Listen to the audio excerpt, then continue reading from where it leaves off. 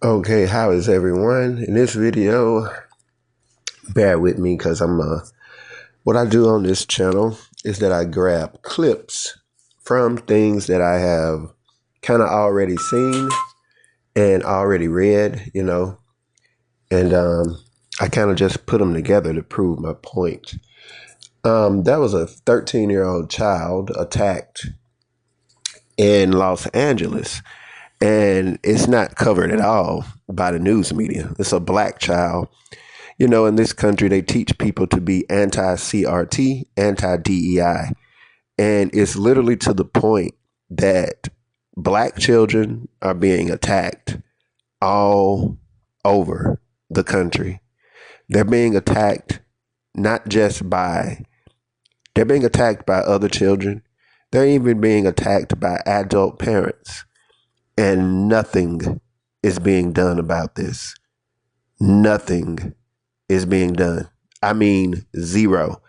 I'm going to let you listen to this story. And I went to Google to look up, to try to find the story. And you can barely find just a snippet of it on a few websites on Google, you know? And in the process of looking to find this story, I literally ran into the next story that I'll be talking to you about. Hold on just a second. Let me get this together real quick. Bear with me. Maybe a few advertisements that play, but I'm going to just let you listen to this. Allegedly attacked and kneeled on a student, neck of a student. I want you to put up a picture full mask. We're going to get into this. A lunatic and a danger to our children. Black parents call for the arrest of a white parent who allegedly attacked and kneeled on the neck of a 13-year-old child outside of Los Angeles Middle School. The family of Salvion Sal Torres, a 13-year-old black student at Ernest Lawrence Middle School. The family is calling for the arrest of a white male parent who they say physically attacked their son outside the school while hurling racial slurs at him, causing serious injury. Torres and other parents said on the afternoon of December 6th, Sal and two Hispanic friends walked out of the school to help a friend's grandmother put some things in her car. While walking back to the school to rejoin the after-school program, they encountered John Moriel, the white father of an 8th grade classmate standing next to his car near an entry gate. So John, the white dad, began taunting the children, saying, quote, "What are you? A bunch of P words? Question mark." According to Eliza Franklin, the mother of Sal's friend, Gregory King, the boys were puzzled by his comment, she said. And then John, unprompted, approached Sal and grabbed him by the collar of his hoodie, threw him on the car, and began, this is a quote, began to pummel him. Then John slammed the child, the young Savion, on the pavement, put his knee with all of his body weight into the child's shoulder, neck, and spine, restricting his ability to breathe while repeatedly calling him the N-word. As Sal was saying, quote, "I can't breathe. I can't breathe." And his friends were calling for help, said Franklin. John Moriel finally let up when an after-school program staff member appeared and left the scene. And so just as a coward would do, he did. He left when somebody of adult status showed up. Now, Salvador Torres, the child's father, told the San Fernando Sun that when he arrived at the school, his son was hysterical and crying out. He wanted to kill me like George Floyd. I can't imagine what this 13-year-old child was emotionally, mentally experiencing while being in that position. An unprovoked attack, an aggressive white male yelling the N-word at a place of protection for you. You're at school. This is your residency, basically, for half your damn day. You're safe here. You don't have to be concerned about adults coming there in order to do something like that specifically to you. There are protocols here. We got security. We got teachers that are willing to stand up. But that's where it happens. Now, the confusion of all of this. So Sal suffered a concussion, a head contusion, a neck sprain, a knee injury, and was on crutches for a few weeks following the incidents, according to his mother. Because he's still limping, he's been missing out on basketball practices and games. He is emotionally distressed, has been waking up in the middle of the night feeling anxious. He's having night terrors. His parents say they are frustrated with the school's tepid response to the incident, which was involving issuing safety plans to Sal and his friend Gregory. Franklin said Gregory's plan advises him to avoid confrontations with John and his son and not to leave the school unaccompanied. Sal's safety plan will be set up with a school counselor when the students return to school in January, said Drina Torres, adding, Okay, so nothing was done. 13-year-old child attacked on a school campus so bad he's got injuries, had to be treated at the hospital, plays on the school basketball team, and literally can't play. Imagine that happening to your child. And then we as black people got to sit around and listen to constant race baiting in the news media. But if that wasn't enough, you just hold on to your dear little old pants and you sit back for a second and hold on just a minute. Give me just a moment. Give me just a moment. If I don't get ate up by this advertisement, this should play in just a second. Here we go. Hills High School, the 14-year-old that was arrested now says he's the real victim of an alleged hate crime. The teen says he was attacked and called racial slurs for months, and his mom tells KCAL's Rachel Kim the school did nothing about it.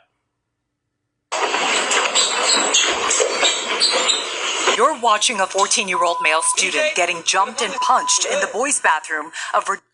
You have multiple Hispanic males attacking one single black dude. If you're wondering what you're listening to. One 14-year-old black kid being attacked by multiple Latinos. This is not Coleman, Alabama. Of Verdugo Hills High School in Tujunga in late August.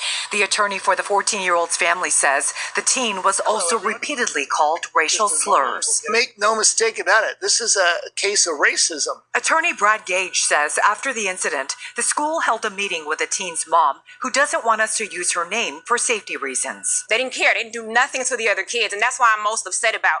They just sat there and did nothing. Attorneys for the 14-year-old students say there are very few African-American students here at Verdugo Hills High School. They say almost from the first day of class in August, the teen was targeted by Latino students who called him racial slurs, physically assaulted him, and threatened to stab him. My son is a good, smart kid, very intelligent. This mom believes because nothing was done to her son's attackers, the situation escalated to what happened on campus on December 9th. Gage tells us it started on the schoolyard where his client was again thrown to the ground, punched, and called. This is yet another recorded beating where there are upwards of 10 to 15 Latino males beating on one black student.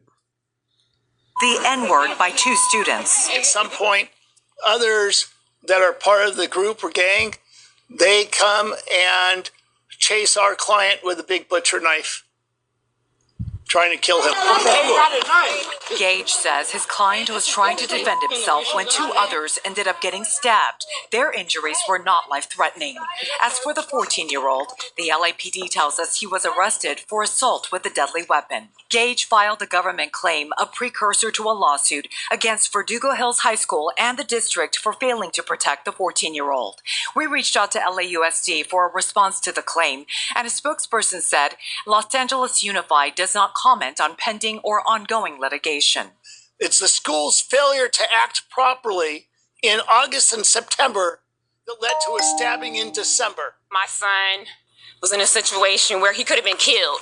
I still feel like he can be killed because if he can't even come over here now, he can't even come back over this way due to all the stuff that's been going down. Rachel Kim, KCAL News. Okay, so you got people that sit around and talk about, you ate probably 70 pizza rolls. Hold on, this is so annoying. That talk about Coleman, Alabama, and racist black cities in the South, and I'd be like, where exactly are you gonna run to where there's no racism? Like, explain that one to me. And dude, can I ask a question? Like, why is there no Jewish student, Latino student, Native American? Why is there no European immigrant or anybody? How come there's nothing? And I'm telling you, there's nothing. There's no consequence. There's nothing. Where's the politicians at? Where's the police? Like, from the ground level all the way up to the highest political office in LA, where's your politicians? And then another question that I have for these Negroes that are always talking about down south and the racism here, bro, I ain't seen nothing like this in my life. I want you to find a bunch of white kids in Mississippi, Alabama, Arkansas, Tennessee, Georgia, or the Carolinas beating up on a black kid in 2024, calling him nigger. The thing about black folk is that black folk will go somewhere and the ability to maybe wear some clothes and look a little hip hop and play some Kendrick Lamar music out loud, they'll think that they're free.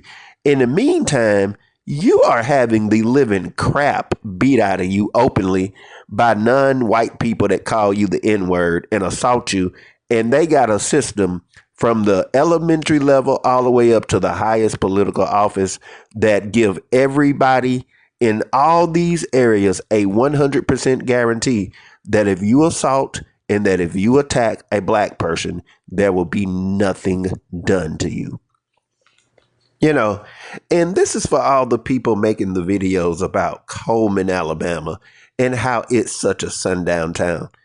How's life treating you in Los Angeles? And it's also, I'm displaying in this video, the zero political representation that black people have, because they know, like, when those students were beating on that black child, there's something that they know. The remainder of both of these videos in which you heard an entire system where an adult can come to a school and assault a child, an entire system that looks at black child being assaulted again and again and again and over and does nothing, they already know before they throw the hands, there's not going to be no consequence. So there's no protection for black children. And black people are the number one targets of racism in this country. And whenever you're specifically and individually targeted like that, you need specific and individual laws of protection in every area of society. And I can't tell black people how silly we sound going around talking about Coleman, Alabama, when life ain't no better for you where the hell you're at. Anyways, thanks for listening. I'm out.